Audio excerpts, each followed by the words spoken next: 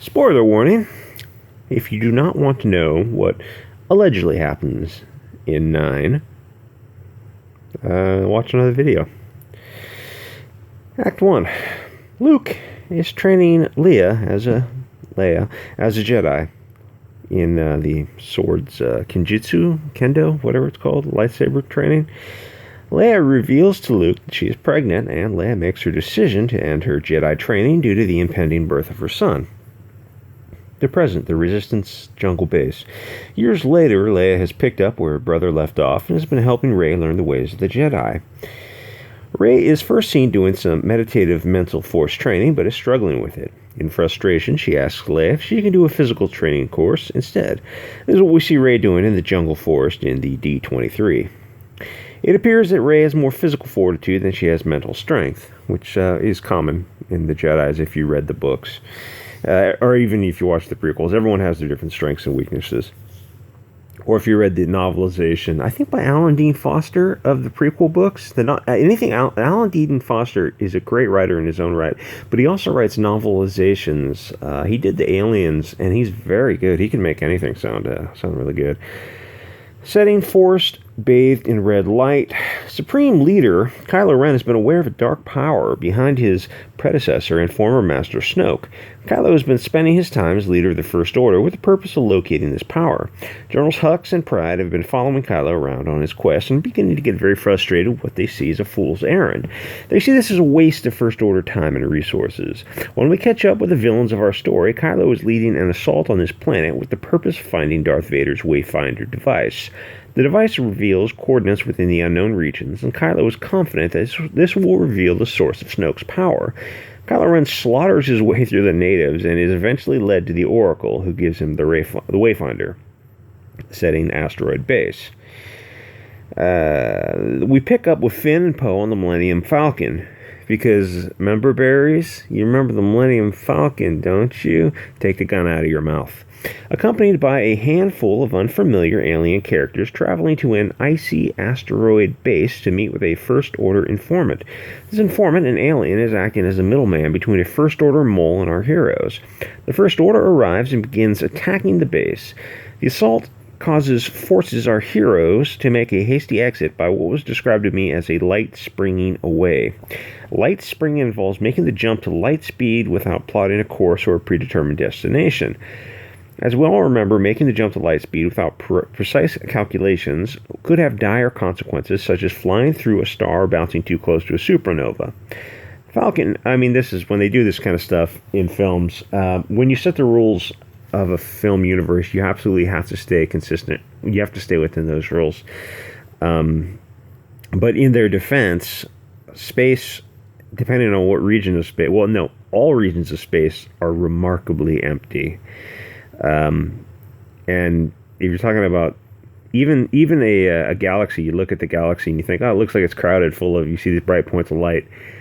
It's not as crowded as you think it is. Or you look at asteroid belts, they're not as crowded as you think they are. Actually, if you stood on an asteroid in our asteroid belt, what's called the Oort belt, you wouldn't be able to even see any other asteroids. It's very, very empty. So, and between the arms, like of a spiral nebula, the arms are much, much emptier. Between the arms are emptier than the arms, and the core is obviously much denser. But then once you get outside the galaxy, you're talking about very, very empty space. Anyway, so in their defense, it's not as crazy as it sounds. The Falcon makes a handful of these springs to throw the First Order off their trail, but as a result, they're forced to deal with the consequences of such a risky maneuver. They're surviving the danger, and really, if you're at light speed and you hit a proton at light speed, it would have the energy of like a bullet. After surviving the dangers of the light spring, our heroes plot a course to the secret Resistance jungle base. The unknown regions, Exogel. After obtaining Vader's device, Kylo travels to the place specified by the Wayfinder, takes him to the unknown regions and a dead planet of flat black rock. I previously reported that the planet where Kylo finds Vader's Wayfinder was called Exogol. Since then, my understanding has evolved, and I've been told that this planet actually bears the name. Kylo lands outside a giant cube floating just above the ground and begins walking towards it. Kylo walks between the cube and the ground, and once he reaches the center, he discovers an elevator leading down below the planet's surface. He follows the lift down, finds an old man near death and lying in bed and being tended to by cloaked aides. And my sources believe these aides to be referred to as Sith loyalists. The old man identifies himself as Darth Sidious. Kylo initially dismisses the old man, knowing that the Emperor had died over 30 years prior over the forest moon of Endor. Feeling that this must be a trick, Kylo claims that it must be some other explanation, such as this man being a clone. My sources specifically tell me that the Palpatine refutes the idea of him being a clone and affirms that he survived the fall. Okay. After his defeat at Endor, he left the known galaxy and traveled to the unknown regions to rebuild his empire. Despite his skepticism, Palpatine begins to reel Kylo in and subsequently tells him of something known as a Force dyad. The Force produces two incredibly strong users, and when they unite together, both become, this better not be prawn, stronger than either one could be on their own. Palpatine believes Kylo Ren and Rey to be the two halves of this dyad and shares this knowledge with Rey. Alright, it's not a bad idea. Note, I previously wrote that Palpatine wanted them to become master and apprentice, since this has been clarified to me as Palpatine seeking the two members of the dyad. Palpatine claims that he seeks the dyad because he is weak and dying and wants the dyad to rule together once he's gone. Palpatine orders Kylo to bring Rey to him and turn her so that the dyad will be a strong, unified force of darkness. Palpatine also reveals that he's been amassing an armada of Star Destroyers equipped with Death Star tech, each one capable of destroying a planet on its own. Generals Hux and Pride are tasked with rounding up children in large numbers to train and staff his armada. Setting Jungle Resistance Base.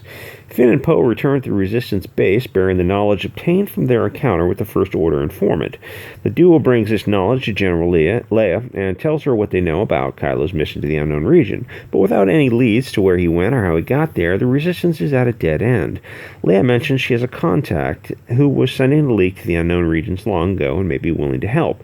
Leia dispatches the two of them, along with Rey, Chewbacca, who she doesn't want to hug, BB-8, and C-3PO, to Pasaana to meet with her contact and see what help he may be able to provide. On Pasaana, when our heroes arrive on the planet, they discover that a giant festival is going on. What they thought would be an easy mission has now turned into a much more complicated affair. They attempt to lay low and to blend in. Unsurprisingly, Chewie struggles with blending in because it's very difficult to hide a 7-foot-tall Wookiee from prying eyes. Rey encounters an alien in the crowds who take a liking to her, presenting her with a handmade necklaces as gifts. She's asked her name, responds Rey. Asked her family name, she replies she doesn't have one. Kylo establishes a connection with Rey through their bond. Their conversation ends with Kylo grabbing the necklace from around Rey's neck. This necklace proves to be the key to the First Order discovering their location. After the connection ends, Rey warns her comrades that the First Order is on their way and they must hurry to find Leia's contact. It's at this point that instead of finding their contact reveals himself after having spotted an old Wookiee friend of his out in the crowd. It's Lando Calrissian, because you remember Lando. Remember Lando? Greetings and introductions are exchanged. Lando tells them of a dagger that may help them find what they seek. Many years prior, Lando and Luke went in search of this dagger that was owned by a Sith loyalist named Ochi, spelling not confirmed. They tracked Ochi to Pasaana, where the trail went cold, then met with the question of why he never left the planet after the search for Ochi and his dagger ended. Lando tells the team that he had a young child at the time of his and Luke's quest.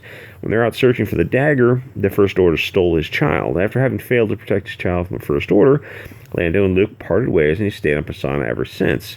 The story strikes a chord with Finn, having been stolen from his own family at an incredibly young age as well. Lando points them in the direction of the last known coordinates of Ochi's ship, where the trail went cold all those years ago.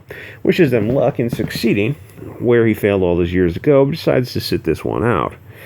Our heroes follow the trail that Lando pointed out to them, and eventually they happen upon Ochi's ship. When Rey sees the ship, it triggers some memories. It's the same ship that we see leaving Jakku in Rey's vision from The Force Awakens.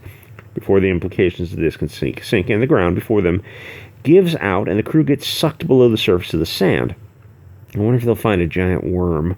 They find themselves in a series of underground tunnels where they discover the remains of Ochi and the dagger that Lando and Luke sought after.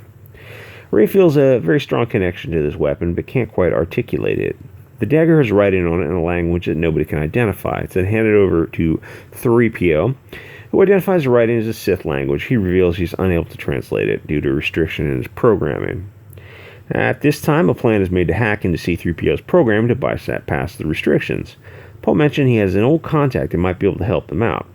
Chewbacca takes possession of the dagger, and the group's attention shifts to finding a way out of the caves.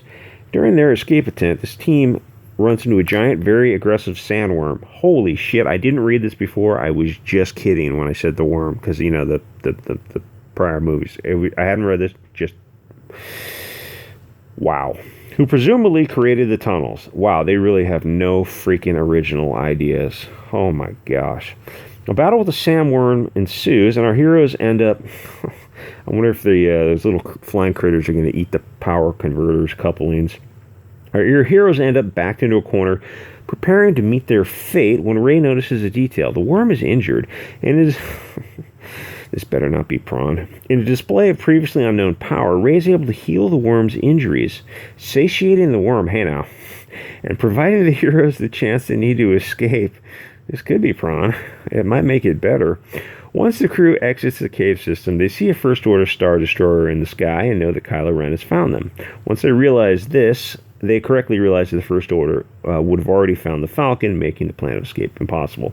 The Falcon is boarded and subsequently taken back to the Star Destroyer. In an act of desperation, the crew boards Ochi's ship, discovers and attempts to get it working. It's on the ship the crew discovers the new droid, Dio. Rey senses Kylo's coming for her, so she takes off on her own to confront him and buy her friends some time. This is where the TIE Interceptor flip sequence from the first teaser takes place.